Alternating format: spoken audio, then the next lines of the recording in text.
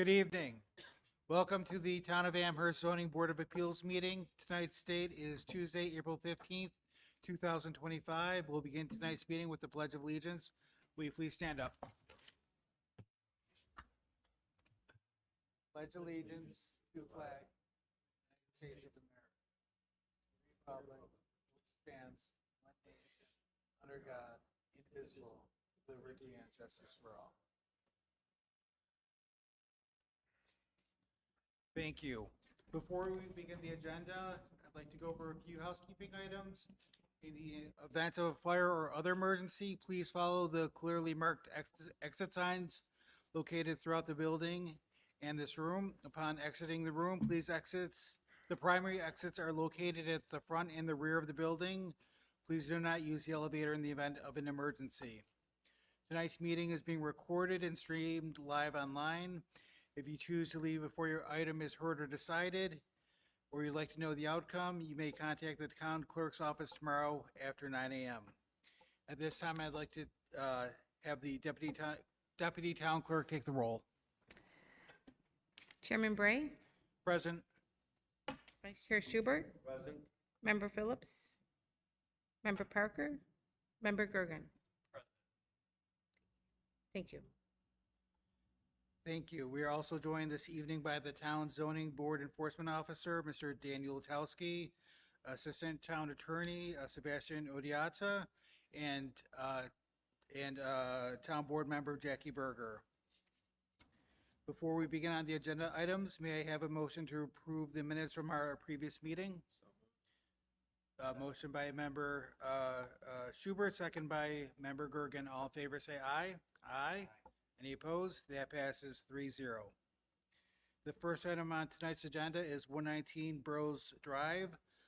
Would the applicant please come to the podium? Please state your name into the microphone and make sure it's written on the sheet on the podium. Hi, my name's Gregory Paz. Go on with your presentation. Hi.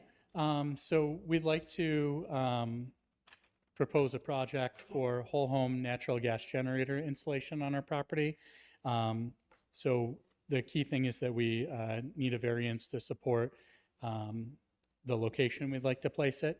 Our generator will be 23 inches from the north property line, whereas the zoning ordinance requires 3 feet. If you look through to page, well, the one that's got 13 listed on it, you'll see a cartoon that shows the zoning ordinance, and the space that we do have is listed there as 23 inches instead of the 3 feet. It'll be closer to the neighbor's property line than is allowed per the zone. On the next page, you'll see that we've got a letter from our neighbor, Jennifer Carlo, from 125 Burroughs Drive. And Jennifer's written this letter in support of the generator being closer to her property than zoning would otherwise allow. And then we've got some pictures of the property, some flags in place, and I was recommended to come to this board by the contractor that we're considering using for the installation. Thank you. Does any member of the board have a question for the applicant? Right, is any member of the audience here to speak on this item? With that, we'll close the this hearing. Would any member of the board like to make a motion on this item? Move to approve. Motion by member Schubert. Is there a second? Second. A second by member Gergen. All in favor, say aye. Aye. Aye. Any opposed? That passes 3-0. Thank you very much. Thank you. The next item on tonight's agenda is 387 North Ivyhurst. Thank you.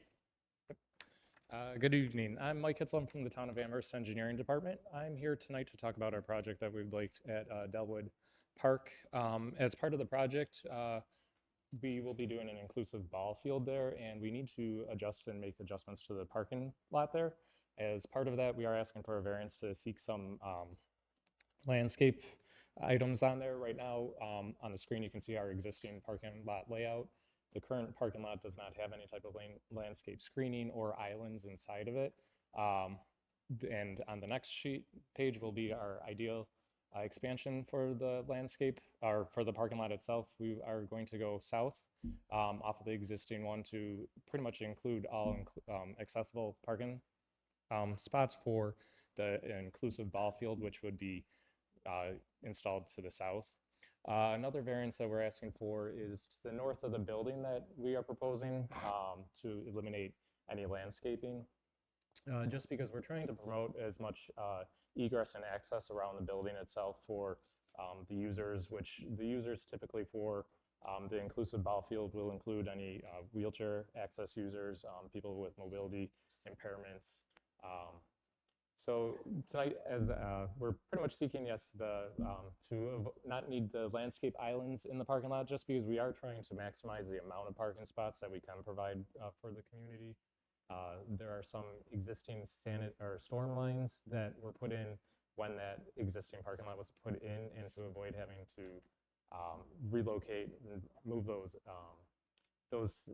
put some site constraints on to us to be able to try to include the additional islands there.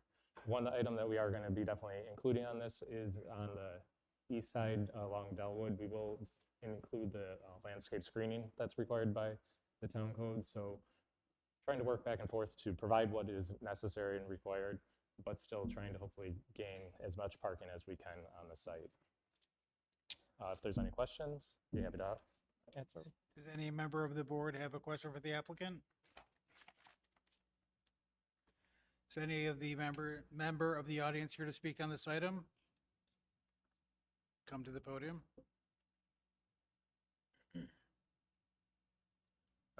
Please make sure your name and address is written on the podium, and state that in the microphone before commenting, please. Sure.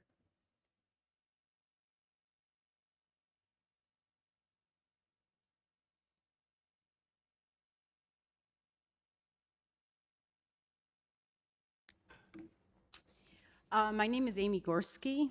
I reside on North Ivyhurst at 358, directly across from the park. When we got this notice, when we first moved in, I thought, oh, living across the street from a park is great. I got a kid. I couldn't have been more wrong, okay? This park expansion would be extremely detrimental to our neighborhood and our community. The plan would have negative effect to our homes as well as neighborhood unsafe. Respectfully, these behaviors that we have now cannot be managed at this point and will only escalate. This is extremely concerning. Is there going to be a plan for more patrolling in the area due to the increase of high traffic that's going to be created? As the park gets busier, the music gets louder, the people get louder, and the destruction increases.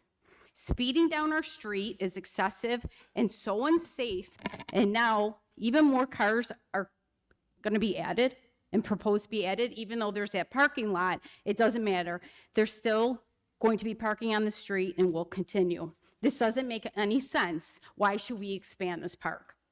Currently, there are dysfunctional, devious behaviors going on at the park. Multiple unsupervised youth drinking alcohol, smoking marijuana, and I'm sure and other drugs. Trash is excessive, leaving garbage all over the place. Often verbal altercations. Why should we expand? I don't get it. The bathrooms will bring more trash, which Amherst could ill afford with this rat issue we have. I personally had to call the Department of Health for my own very spotless, clean yard. Teens loiter. Most likely, even vandalism will be in these bathrooms.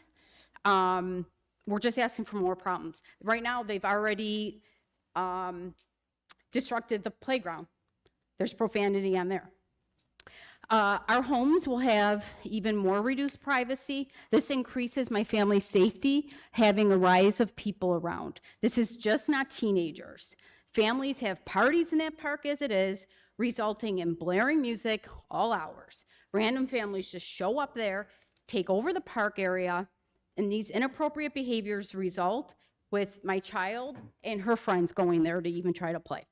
They have no respect for the noise, the time of night, the loud music, the profanity, fireworks. I just don't understand why we would even try to make this park even bigger and do more. I've contacted the Amherst Police Department multiple times about it. We could hear the noise even from inside our home, so why would we make the park bigger? I just keep asking. If anybody lives or lived in that area, I feel that you feel the same frustration as I do. As any addition, this is a safety concern alone. Closing, my family and I live one of the closest to the parks, meaning it affects us greatly. Our street, North Ivyhurst, is a cross street, obviously everyone knows, takes it right to Main. People fly down that street as it is, and then, okay. I have to stop? Or is this a warning? Okay. So I just hope the town of Amherst does not consider this project, as it will be negative to North Ivyhurst Road, my family, our neighborhood, and most importantly, the safety of our children. Okay, thank you. Thank you. And just so you're clear, so as the zoning board of appeals, what is before our board tonight is a request from the town on 3 different items for the project not to provide landscaping around the north wall of the restroom area, interior curbed islands with trees in the parking area, and concrete curbing around those islands. So I do appreciate your comments regarding the conditions and the use of the park. However, that is not what is specifically before us today, and I would recommend you contact town board members on your specific issues on the behaviors within the park. Mr. Chairman, if I can just, the planning board is hearing this site plan on Thursday. All of your concerns are welcome to be addressed at that board. That board addresses environmental, public safety concerns, location of features. That would be probably the more appropriate forum for you to address all your concerns, but they're certainly welcome. Okay. So please participate at the planning board hearing this Thursday at 6:30 p.m. Thank you. Thank you. Is there any other member of the audience here to speak on this item?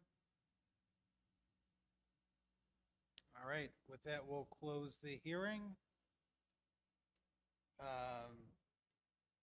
Would anyone like to make a comment or a motion? Make a motion to approve. I'll second it with the understanding that the planning board will be taking this up and addressing hopefully the issues that were raised tonight. All right, so we have a motion by member Gergen, a second by member Schubert. All in favor, say aye. Aye. Any opposed? That passes 3-0. Thank you very much. The third item on tonight's agenda, I understand that member Schubert has to recuse himself from that item, and member Phillips and member Parker are both absent tonight. So we only have 2 of the 5 board members able to vote on this item, which cannot give a majority of the board to vote for the approval or denial of the request. With that stated, if the applicant would like to make a presentation, we'd be willing to hear it. If the applicant wants to delay for the month, we can delay until next month. So the next item, I'm sorry, is 4100 Sheridan Drive.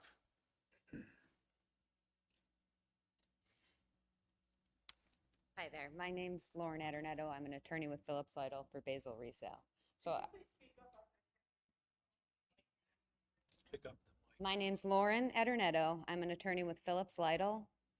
We are the counsel for Basil Resale, the applicant for a temporary use permit on 4100 Sheridan Drive.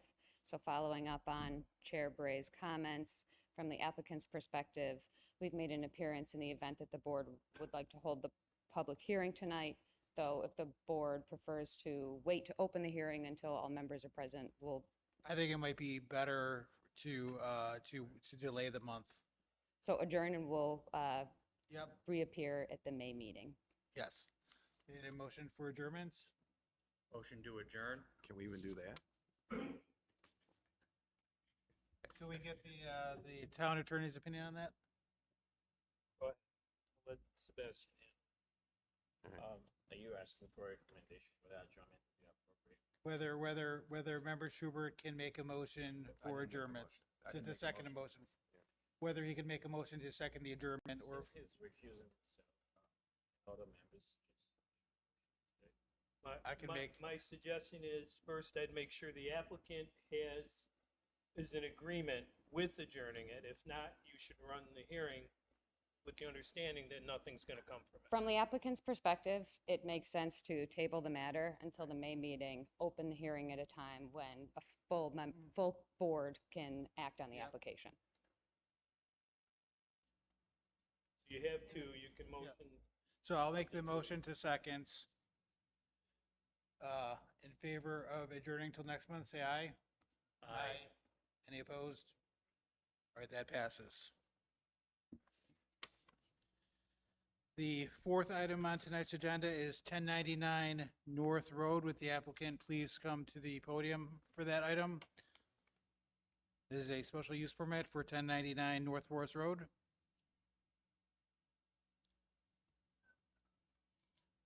All right, we'll table that to see if the applicant comes before the end of the meeting. The fifth item on tonight's agenda is 390 LeBrun Road. Would the applicant please come to the podium?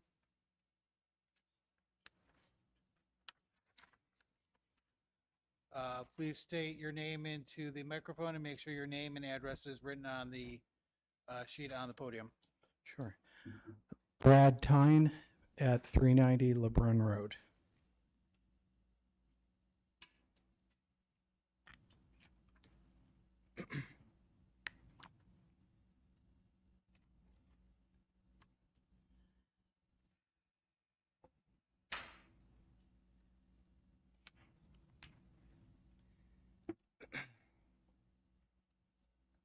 Go ahead, please. Go ahead and explain your request. Sure. So I purchased this home in January 2020. The primary house was built in 1957, if I'm not mistaken. The section that's highlighted is a 1973 addition that became the master wing for the original owner. The seller, who I purchased from, the Nuns Schatzel Family Trust, repositioned or redesigned this wing in 1982 when they purchased the house. And I found out through the town, surprisingly, 4 or 5 years after I purchased it, that they never had permits for a second, they called it a caterer's kitchen in the back. I don't know if we go to the next, yeah, right here. The sitting room was originally a utility room, I guess designed in 1973. The auxiliary kitchen was one of the 5 bedrooms, and the bedroom that still is a bedroom there in the diagram was the couple's master suite. They converted the laundry room, the sitting room, to a ballet studio when I bought the house. The auxiliary kitchen is actually the 1957 kitchen parts, cabinetry and so forth, that they moved from the main house to a back bedroom to create that caterer's or auxiliary kitchen. That wasn't a part of the plans or permits that the town had from 1973. So I purchased the house unknowingly or not knowing that they had an unpermitted kitchen, second kitchen in the house. So, and we discovered this as I was investigating the state's grant program for the ADU, right, accessory dwelling unit program, seeing if this property would qualify. And so that's why I'm here today. I guess I need to get a special use permit to, right, be allowed to have the single family home have an accessory dwelling attached to it to qualify for the grant funding. So if you are able to make this into an accessory dwelling unit, Do you plan on renting it out, or do you having it for like a family member? Uh, Temporarily, I'm self-employed, no paycheck.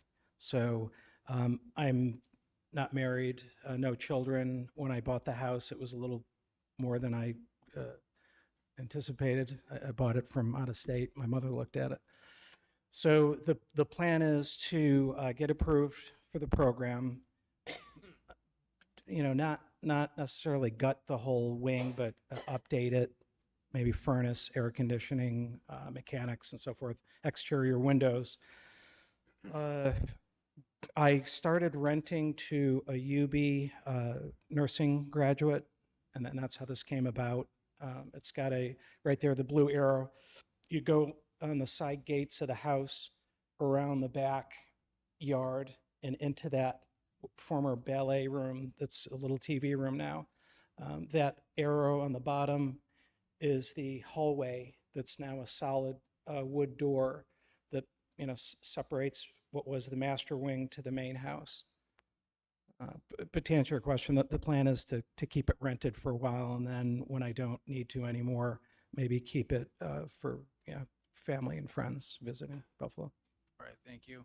But another thing to note, in case there's any neighbors here, this is a single, tenant situation.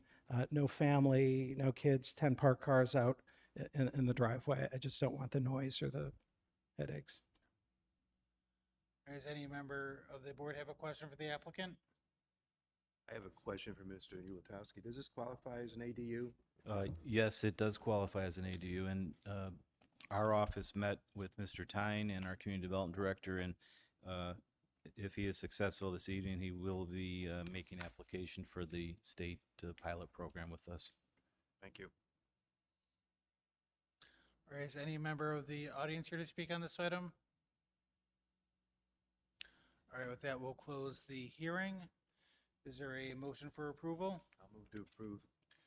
Motion by member Schubert, Second. second by member Gergen. All in favor, say aye. Aye. Any opposed? That passes 3-0. Thank you very much. Thank you.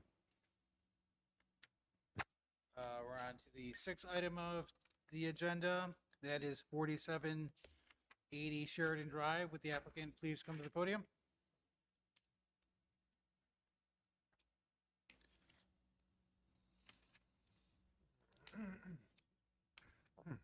Yes, good evening, Chairman, members of the Zoning Board of Appeals. Sean Hopkins on behalf of the applicant, 4780 Sheridan Drive LLC.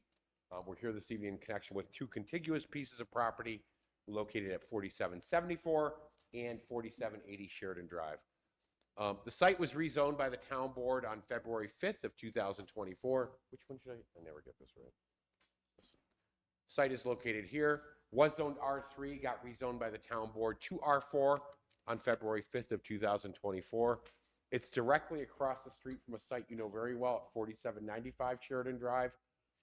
In the immediate vicinity, you can see there are a large amount of different zoning classifications and different zoning uses, including predominantly on the south side of Sheridan Drive, Park Country Club, which is zoned Community Facilities or CF. Next slide. It's just to show the aerial photograph of the project site. And keep in mind, we're on the north side of Sheridan Drive, in between Jordan and Fleetwood. Next slide.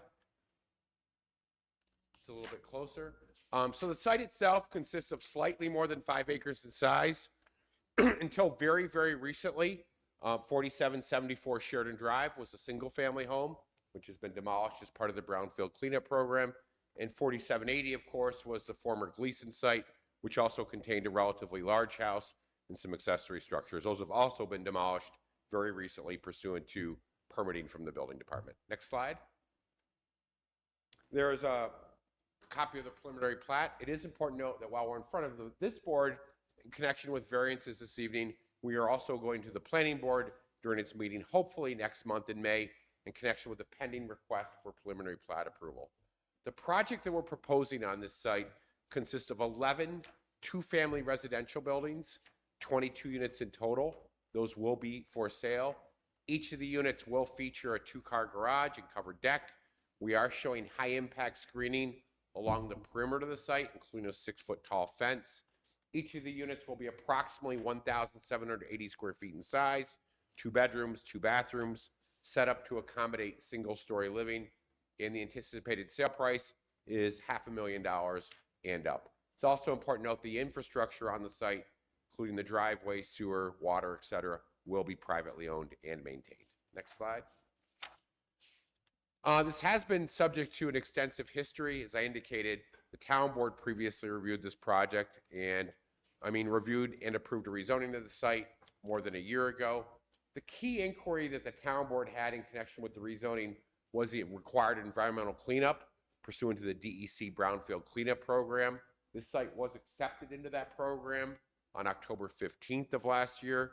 The planning board did grant site plan approval on June 25th of last year, and this project has previously been the subject of 2 separate environmental reviews pursuant to the State Environmental Quality Review Act, resulting both instances in the issuance of a negative declaration.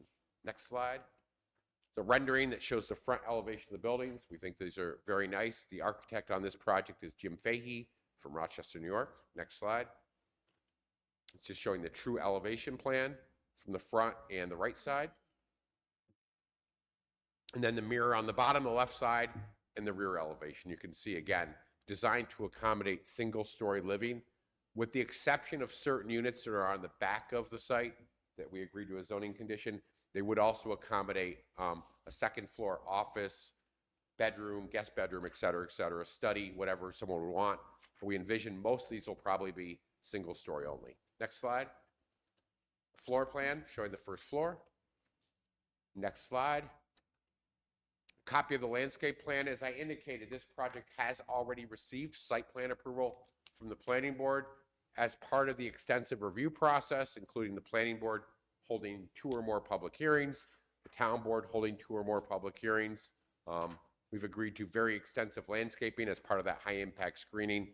You can see we will be really greening up what's now a contaminated brownfield. Next slide.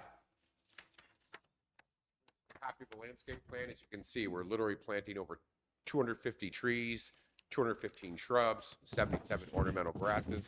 So right now, if you drive by the site, you'll see there's a lot of vegetation. You'll see buildings that have been knocked down and cleared off. That is a temporary situation. Once the site has been remediated per the Brownfield Cleanup Program, then you'll start to see some very positive changes, including ultimately the planting of extensive landscaping. Next slide. So again, this is going into the Brownfield Cleanup Program. Originally, we were not proposing unrestricted cleanup, which is the highest standard. We're proposing residential cleanup, which is a standard below that, which would allow multifamily. Ultimately, the DEC and the town board wanted us to clean it up to track 1, which is unrestricted. That means basically once you've completed the remediation pursuant to the Brownfield program, you get a clean bill of health, meaning no additional environmental testing. All the contamination has been removed from the site. And of course, the contamination results from the former use of that site as a nursery. Generally, pesticides and herbicides were utilized in connection with the landscaping. Those are generally, parts of those are heavy metals, and they stay on sites such as this. Next slide. In terms of a summary, what's out there in terms of contamination, there's soil staining around the garages. There was heavy equipment repairs that resulted in the spilling of petroleum. There's chemicals, engine degreasing agents, et cetera, all of which has been extensively tested, verified, and confirmed by the DEC. A complete copy, if anyone's interested, of that BCP application is available on the town's website. And again, I want to just make clear, that's what we're starting now today. That work will continue. It will take approximately 90 to 120 days, weather dependent, but the goal is to complete that as soon as possible, and certainly during the 2015 or 2025 construction year. Next slide. There's a copy of the Brownfield Cleanup Acceptance Letter dated October 15th of 2024. As I indicated, very recently, the required asbestos abatement, rodent testing, demolition, and tree clearing has been completed. We'll proceed with the next steps, including approval of a remedial action work plan by the DEC. We hope to have a certificate of completion in place by the end of the year. Again, once that occurs, this site is certified as being completely clean, meaning any environmental issues, safety concerns relative to that contamination, which could have negative impacts on the neighborhood or nearby will completely be rectified. Next slide. So what we're trying to do here is we're creating residential lots for these units for sale. And because of that, we didn't originally envision we were going to do it this way. It does require several variances. The layout of the project, however, remains 100% unchanged.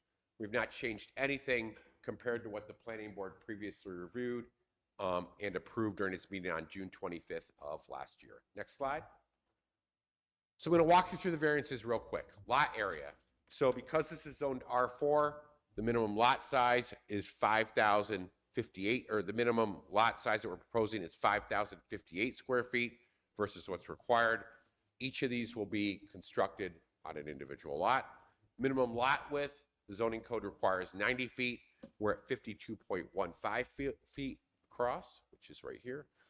Area variance number 3, front yard setback, 30 feet required. We're at 25 feet, which we made sure we had 25 feet because that leaves adequate room to park a car and not block the sidewalk.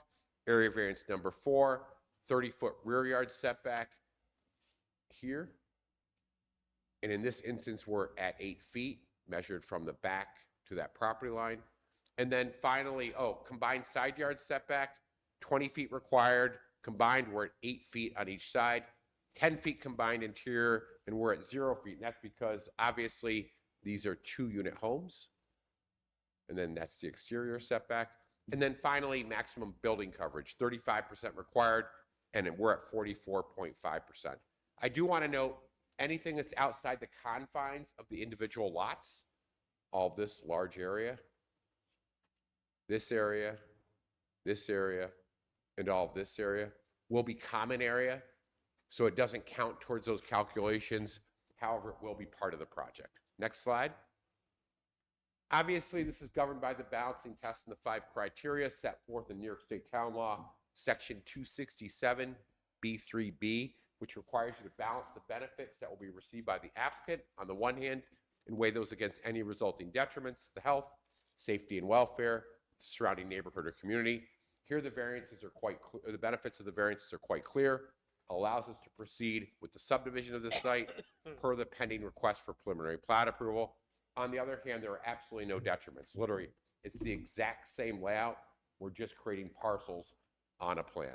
Next slide. And then in connection with the 5 criteria that you're required to consider pursuant to Town Law Section 267B3B, whether the granting of the requested relief will result in undesirable change to the character of the neighborhood or a detriment to nearby properties, no. And in fact, we think this will act as a catalyst again to the cleanup of this contaminated site per the requirements of the DEC Brownfield Cleanup Program.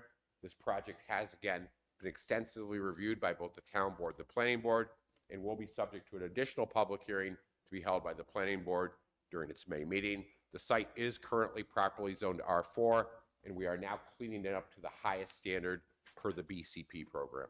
Criteria number 2, whether the benefits that we're seeking can be received in some other method feasible for the applicant to pursue other than the requested area variances. And no, in order to create the lots that we're proposing, we do need these variances per the zoning code. Next slide. Whether the requested relief is substantial, the key inquiry in connection with criteria number 3 is whether any harm will result. Again, it's our position no harm will result. Conversely, this will be beneficial because, again, will accommodate the cleanup of this site. Criteria number 4, whether granting the requested relief will have an adverse effect or impact on the physical or environmental conditions of the neighborhood. The answer to that is no. And again, both the planning board and the town board have previously issued negative declarations. The action that's in front of you this evening clearly will not result in any adverse impacts whatsoever. And then finally, whether the alleged difficulties are self-created. As the applicant is a sophisticated developer, familiar with zoning codes in West New York, we do not take issue with the fact that we have knowledge of the zoning code. However, Town Law Section 267B3B states quite clearly that cannot be the sole basis for your decision. So as such, we believe, based on the overall balancing test and the 5 criteria, with the exception of criteria number 5, that you've been provided with ample justification for the granting the requested relief. And of course, I would welcome any questions or comments that any of you may have. Thank you. So what made the project have to change from being essentially one parcel to many parcels with each property? I mean, Right, can we it go was, it was like the back? DEC. It was. Yeah, explain that. Greg, you can go back to the preliminary plats, a couple slides more. Yeah, that'll work. Although this doesn't show the lot. So originally what we were showing was site plan approval. And basically the DEC came back relatively recently, subsequent to the town board approval and subsequent to the site plan being approved by the planning board on June 25th, and stated we want each of these to be on individual lots. It's never been spelled out in great detail why they were requiring that, but they were requiring it. Brownfield Council from Hodgson Russ communicated with them. I communicated with them. We actually went above the Buffalo office all the way to the Albany office, because we didn't have to go back through this process, but ultimately it was their determination that they wanted each of these units to be on an individual lot. And as such, we're following their direction. I would also note that Mr. Savarino did submit a detailed letter to the town board explaining the reason for that change.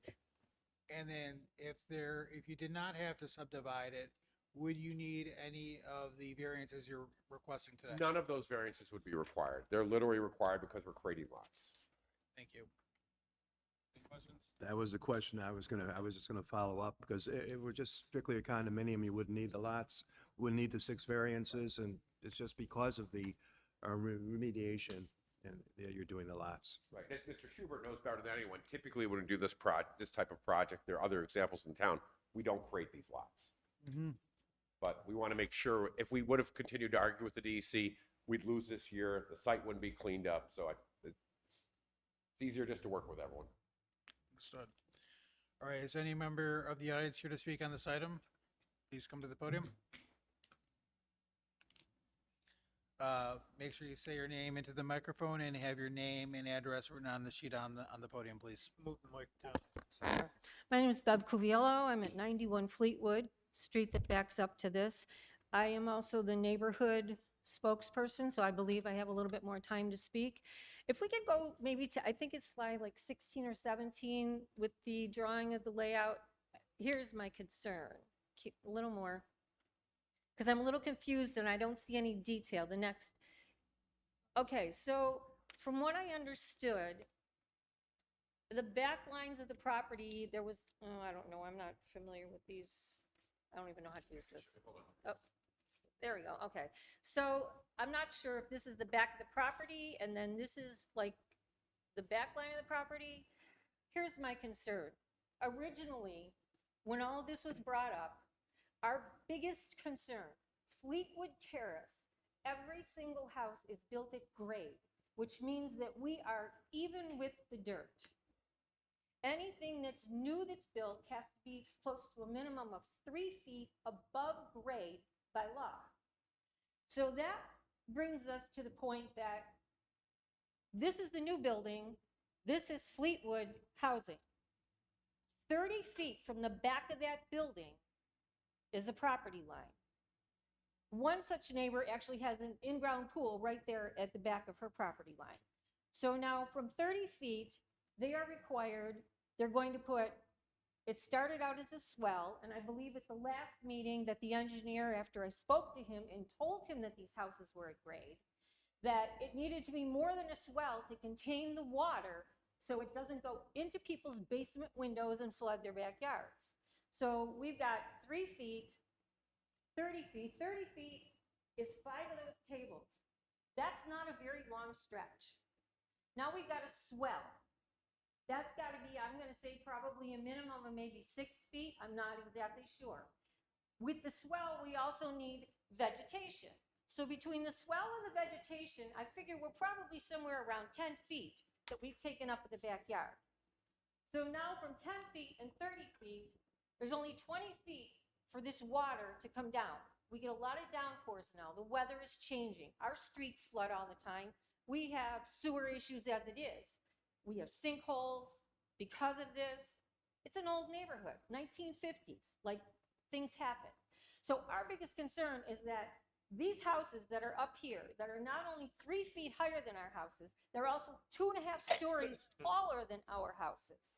So not only are we getting all of this, so the multitude of the action of the rain coming down, that's a force.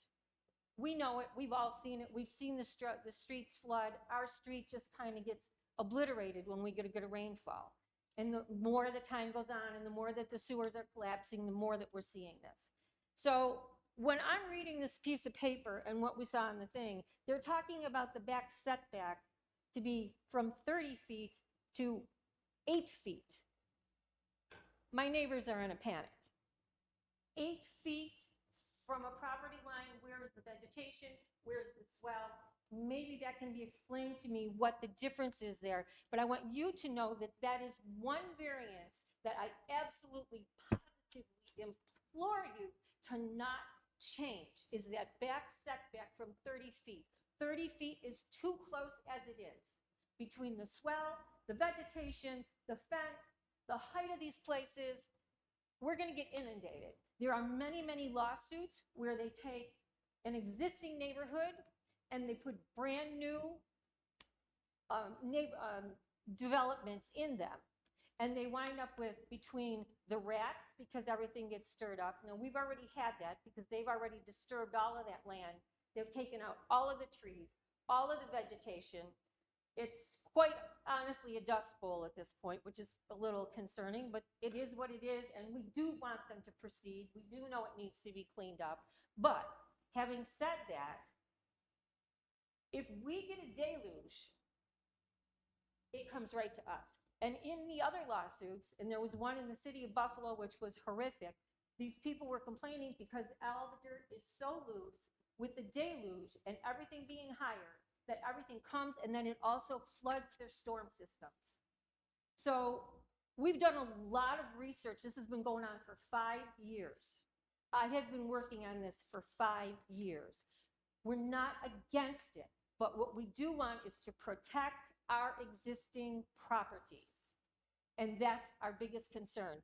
I really would like some explanation as to why this says they want to go to an 8 feet back property variance rather than a 30-foot back property variance. And I'm going to go right back to, I implore you to leave that distance. Let our properties at least have a chance to exist and not be flooded as this whole process goes on. You've seen developments before. I've seen other brand new houses go into the neighborhoods in our area, and you always see they're much higher than the other ones. And the people have problems.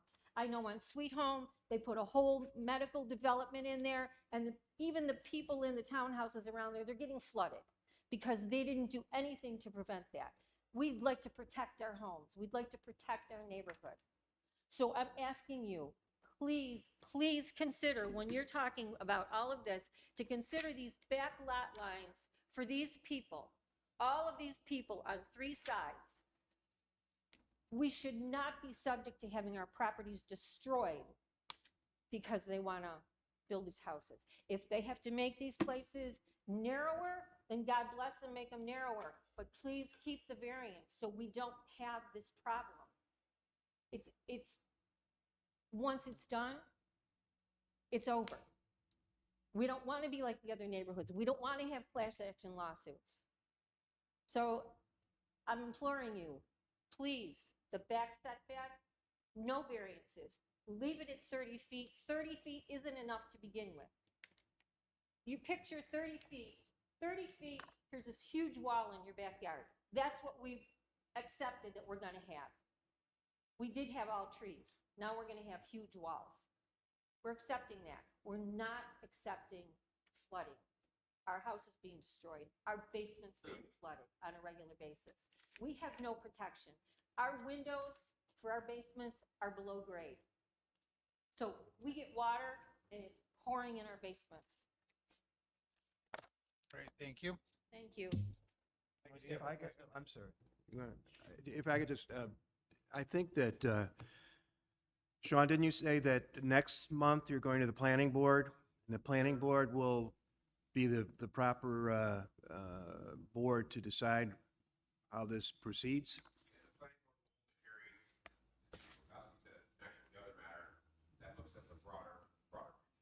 I think it's important for the members of the nearby neighborhood to understand that these are imaginary property lines that are being created for the purpose of a state agency. The setback, the original setback, I understand, that's a legal notice, and I'll let the attorney describe it for you, but the physical location that was previously approved by the planning board of those buildings is not changing. The 30-foot distance that you were referencing is still going to be there. As long as that stays, it can't, according to this, it's changing. Technically it is, because an imaginary line, which would be a property line, will be actually created around these buildings, so that these buildings can be sold individually as a mandate of the state of New York Department of Environmental Conservation. But the buildings are not changing. They're not changing it's their location, but there will be a property line for that individual unit owner to then own that building and a piece of land around it. The setback is not changing for those buildings. So let's say that you buy one of those, and you're 30 feet from the property line, and now you want to put a patio on. And then you put a 7 or 8 foot patio on, there's that water level, another 7, 8 feet closer to everything else that's going to that property line. I don't know. All I know is that. Why can't we just let the other members of the audience speak on this item? Then we will let Sean Hopkins give any additional testimony that he would like, and then the board will then have a discussion among itself, okay? Hi, my name is Alexis Alfaso. I live on 60 Jordan, which also backs up to one of these areas. I think maybe to whatever that strange turnaround is for the firehouse, fire engines over there. Yeah. Who's got that pointer who's doing that? But anyway, Bev spoke very eloquent. Okay, very good. Bev spoke very eloquently about, our drainage issues with this property. Obviously, I also have problems with that. And in terms of all of these variances, if the great state of New York says that they want them to be used as units, that's what it is, and it has to be that way. As it is, they've already asked for variances from R3 to R4, which the neighborhood completely objected to. We're a very old neighborhood relative to Amherst, with most of our houses being built in the 50s and the 60s. And this represents a huge change in our area. We don't count what's across Sheridan Road, which is a 5-lane highway, which goes at 50 miles an hour. And that's Park Club and other things, which I believe they're also developing across the street. But we're not talking about that right now. We've always expressed concerns of going from R3 to R4. They've also asked for a variance to have even denser development than R4 permits, I think by 2 units. Is that right, John? Ma'am, you have to address your comments. Oh, to the sorry. board. Sorry. It's just been such a while that I don't remember all the exact details of this stuff. But anyway, we've already done a lot of variances to the original R3 stuff. And it seems like the more that is given, the more they ask. And the neighborhood has never been wanting of a dense development. We are all single-family houses. My house is smaller than any of those houses being built. My house is 1,100 square feet. And if they build a 2-story, 1,700 or 1,800 square foot house, it's going to dwarf my little guy, which is sitting basically at land area. So what I'm asking is that as you consider granting these additional variances, it's on top of the huge variance of R3 to R4. This is not consistent with our neighborhood at all. At least follow the guidelines that exist. Anything else? Yep. Any questions? All right. Mr. Hopkins, would you like to address the comment? Unless there's anyone else here to speak on this item?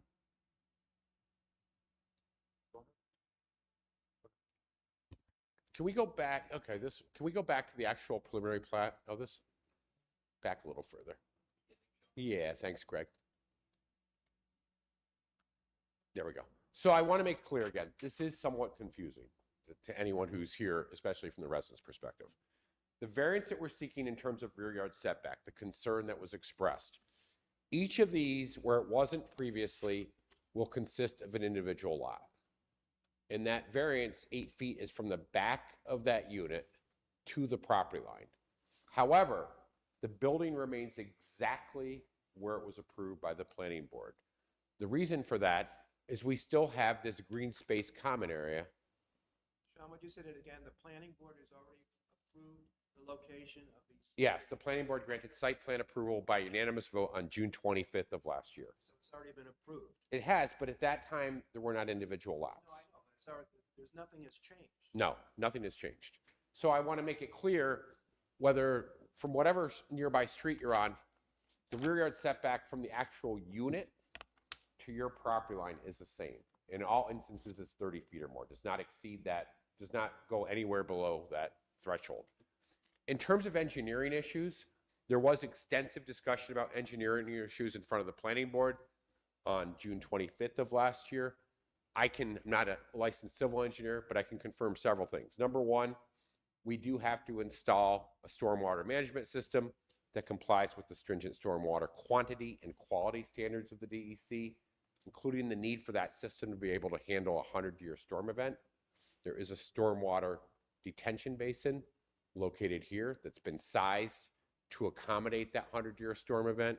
We are required to install rear yard drainage on the perimeter of the site, all these sides.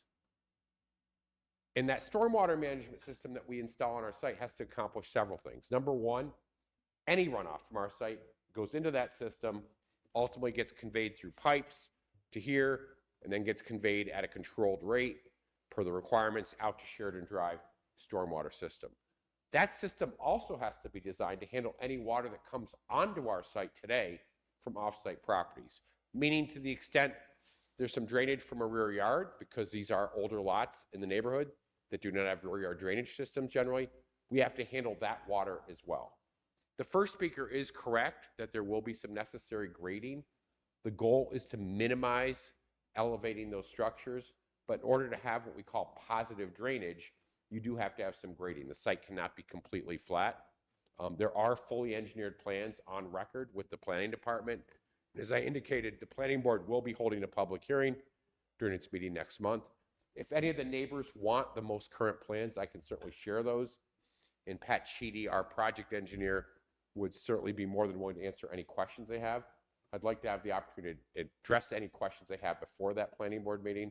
So I encourage those residents, if they give me their contact information, or I believe most of them have my email, they can shoot me an email. I also want to note, we are not asking for a density variance. At one point, we did have 2 additional units early in the process. The layout that we're showing tonight does comply with the required density per the zoning code. We originally, I think, had 24 units.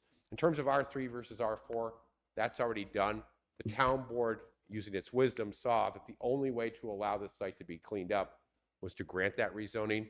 They did impose stringent conditions in terms of owner occupied, size of the units, setbacks, landscaping, the required cleanup, et cetera, et cetera. So while some may disagree with that decision, it was certainly the result of a very open and deliberative process. I don't think inherently there's anything that distinguishable between R3 and R4, especially given that these will be for sale units at $500,000 each or more. So with all that being said, in terms of what's in front of you this evening, which is simply variances to accommodate the creation of lots, absolutely no changes to the project layout. I think there's ample and strong justification. Again, though, I want to reiterate, the planning board will hold a public hearing, and we would welcome the opportunity to address any concerns that any nearby residents have remaining prior to that meeting. If there's any other questions, of course, I'd welcome the opportunity to address them. And I want to reiterate, site does not look great today. Obviously, it just got cleared. Unfortunately, you have to remove the trees as part of the BCP, because if you change the grade of trees more than a couple inches, they die in the end anyway. So we will be greening the site, but it is unfortunate all the trees had to come down.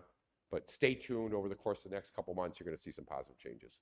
So Mr. Hopkins, just so I understand this correctly, the town board rezoned this from a R3 to an R4. Right. The planning board approved this plan as it is shown right now. As a site plan without parcels.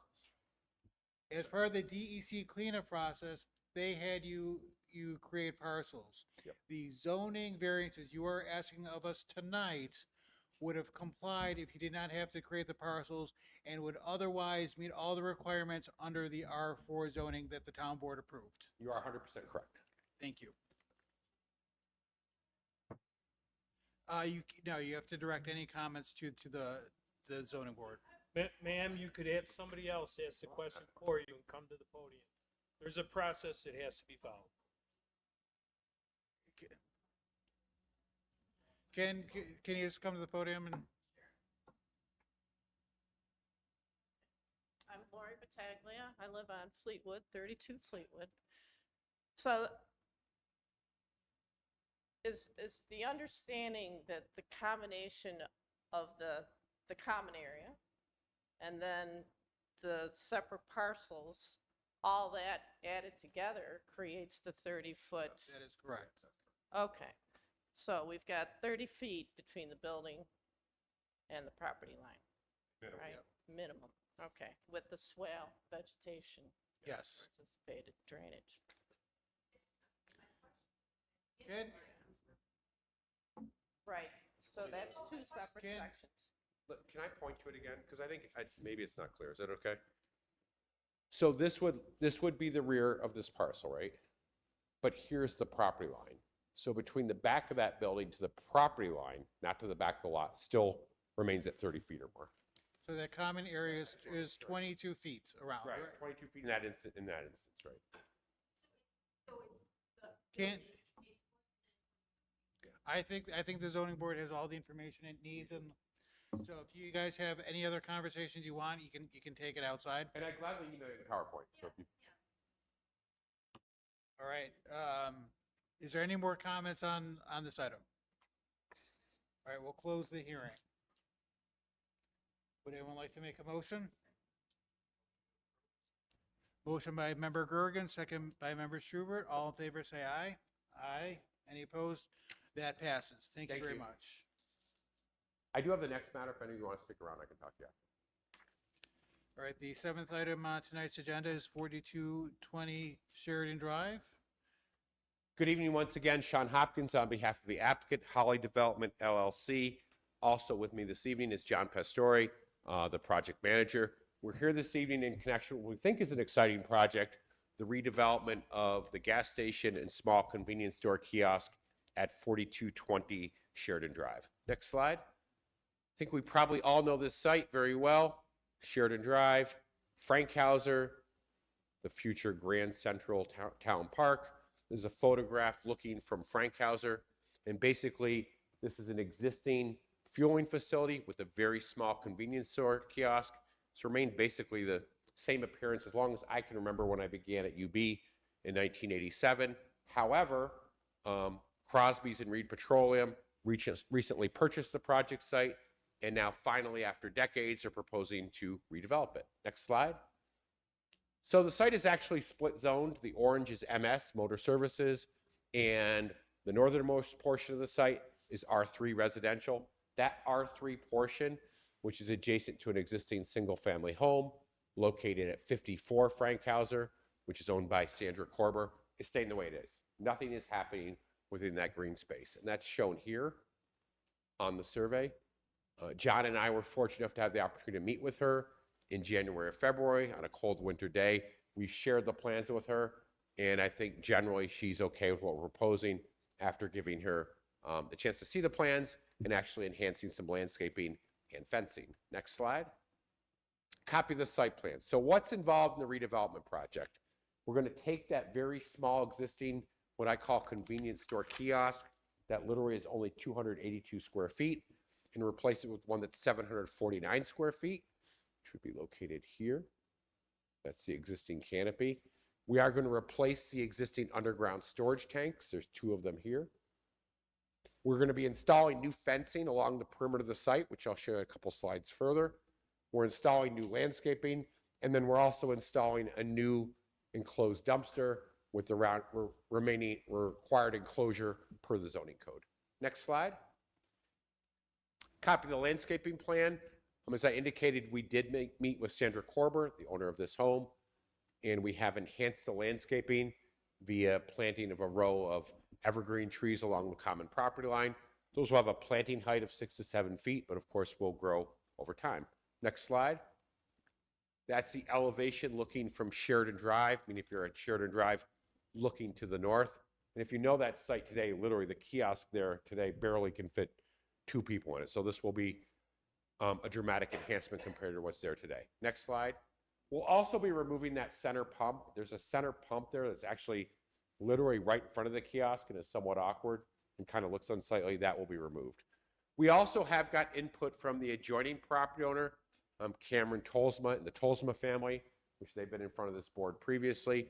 They have submitted a detailed letter dated March 11th, confirming they support the requested relief in the overall redevelopment project. They had the same concern, screening and fencing, and we've accommodated their request by installing an 8-foot fence along their common property line. Next slide. So in terms of the variances, we'll walk through them one by one. Front yard setback from the center line of Sheridan Drive. As many of you know, Sheridan Drive has a special enhanced setback measured from the center line of Sheridan Drive.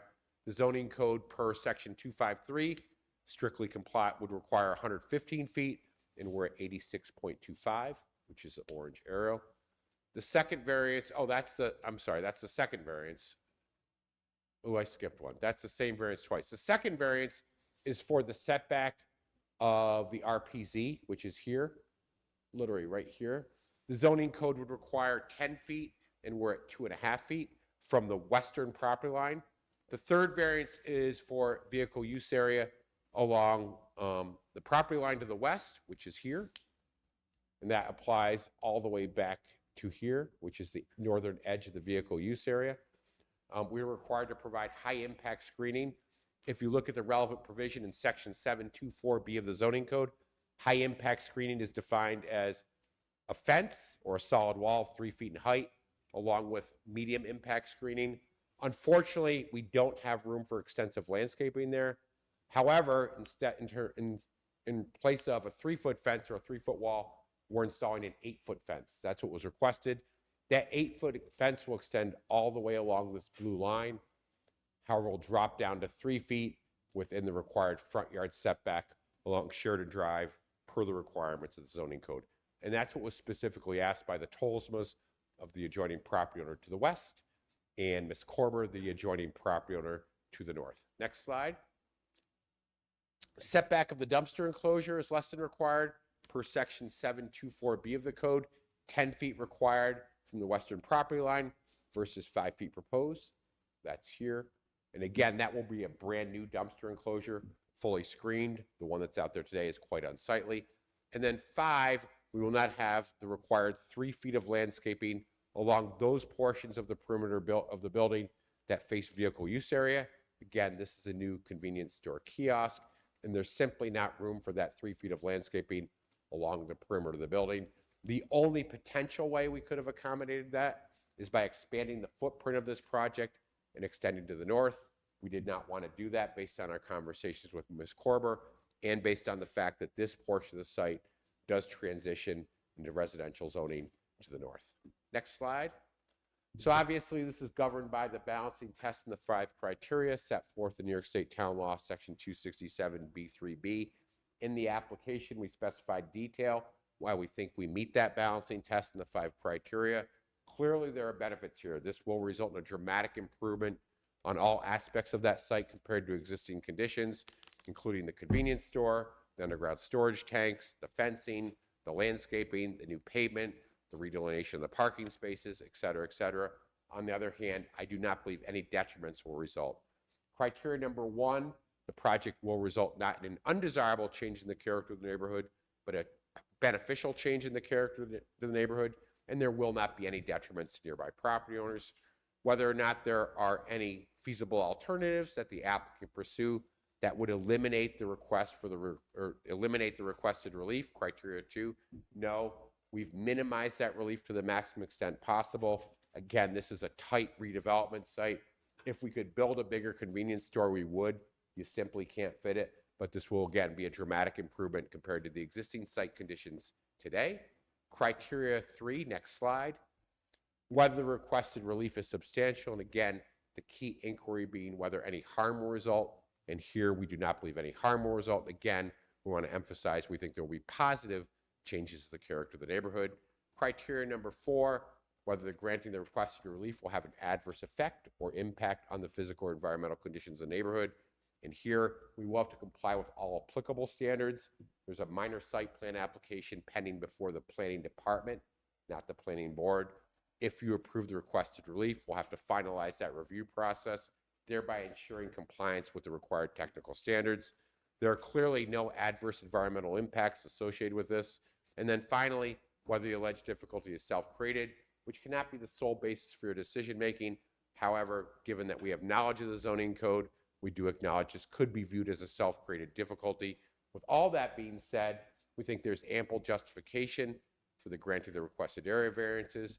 And if any of the members of the Zoning Board of Appeals have any comments or questions, either myself or John would welcome the opportunity to address them. Thank you. Thank you. Does any member have a question? All right, is there any member of the audience here to speak on this item? All right, we'll close the hearing. Is there a motion for approval? Motion by member Gergen, second by member Schubert. All in favor, say aye. Aye. Any opposed? All right, that passes 3-0. Thank you.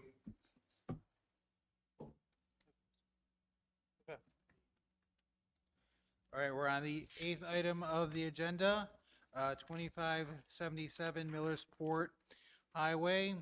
I want to note up front that zoning enforcement officer has issued a formal interpretation supported by the town's special counsel and town attorney's office that the request to allow the variance with the drive-through is a use variance and not an area variance.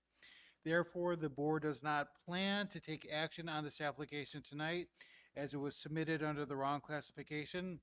However, we are required to formally open the public hearing. So at this time, I will open up the hearing on 2577 Millersport Highway. Mr. Chair, for the record, the hearing was still open, correct? Correct. So all you're doing is resuming the open hearing? Resuming the opening hearing, yes. Thank you. If you want to.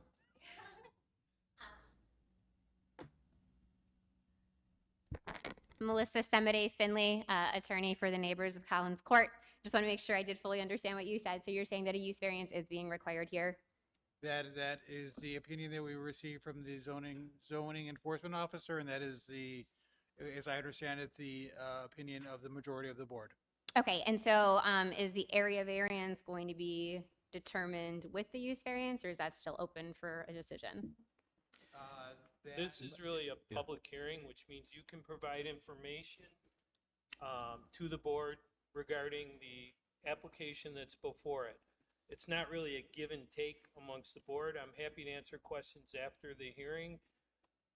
So if you have testimony that you want to give, now's the time to give it with regard to the project. Totally understand. I'm just trying to understand what's in front of the board at the moment. Okay, The well, area the variance? same application is still in front of the board that was before. Okay, This so is the an area variance application is open. That's correct. Okay. So then I would like to just skip, so as not to waste the board's time, to the area variance part of my presentation.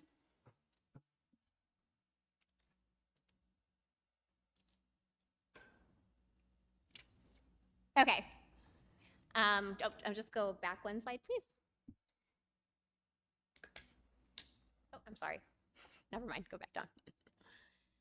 All right, so area variance, I know this has been discussed at length with the board tonight, but we'll go through it again here. So for this particular application, there's 5 factors for the board to consider with respect to the area variance.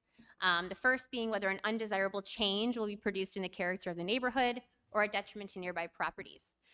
We believe there will be a detriment produced. The backyards immediately adjacent to the project will have to endure constant car noise and exhaust.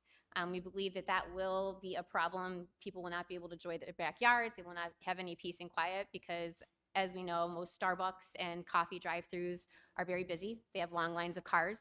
And so we would anticipate constant noise, constant car exhaust, and that will definitely decrease people's enjoyment of their properties. As further mentioned, air quality will suffer.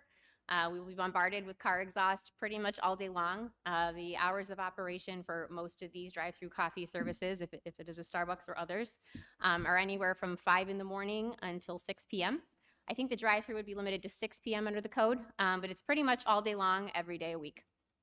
And we do believe that this would cause a detriment to property values. When people see that they have a drive-through and they're looking at a property to purchase it and there's a drive-through essentially in the backyard, we do believe that would lower the purchase price of these properties. And then whether the benefits sought by the applicant can be achieved by some method feasible for the applicant to pursue other than the area variance. Our belief is that the property does not require a drive-through to be a profitable business. So if the project's going to be a Starbucks, I understand the applicant has not confirmed or denied that. But if it is a Starbucks, they do have 2 locations in Amherst that do not have drive-throughs, both on Niagara Falls Boulevard and Sweet Home. Both have been operational and thus profitable, we would assume, for several years. We also have another local coffee business, Spot Coffee, I'm sure everybody's familiar with. They do not have drive-throughs, and they've managed to survive and be profitable in our location. Also, there's no reason this property needs to be a coffee shop. It was a profitable restaurant for over 30 years. That's not the only profitable use of that property. And then whether the requested area variance is substantial. So they're requesting a variance that's less than half of the allowable setback. We would consider that to be substantial because it's in very close proximity to the properties. There's a reason that the zoning code established the 100 feet. They wanted those types of uses to be relatively far distance from people's backyards, and this is half of that. So we do believe it's substantial. And then whether the proposed variance will have an adverse effect or impact on the physical or environmental conditions in the neighborhood or district.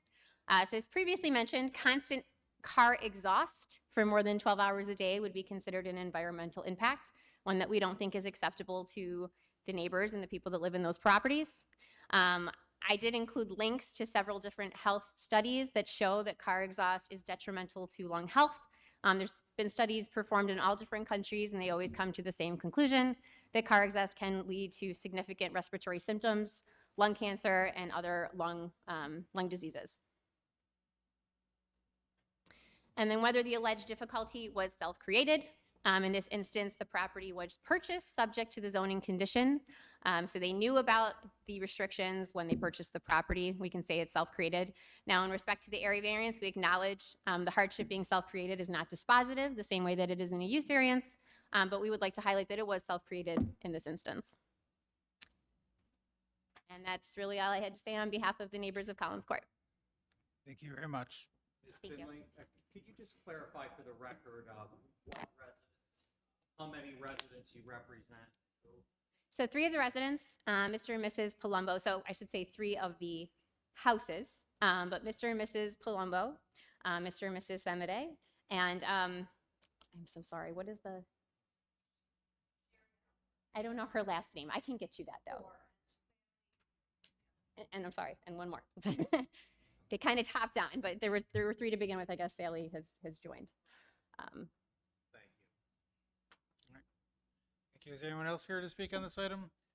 Mr. Chairman, just for the record, I just want to note that the area variance component of the petitioner's application cannot be acted on by this board based on my interpretation that the use first has to be established, and the use cannot be established without the issuance of a use variance, or if the petitioner wishes to seek a rezoning to allow that use. Is there a vote that would be required out of our board to?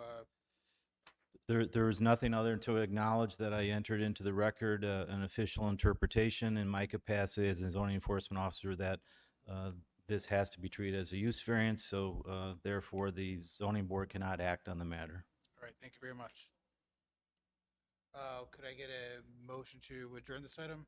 Close this item?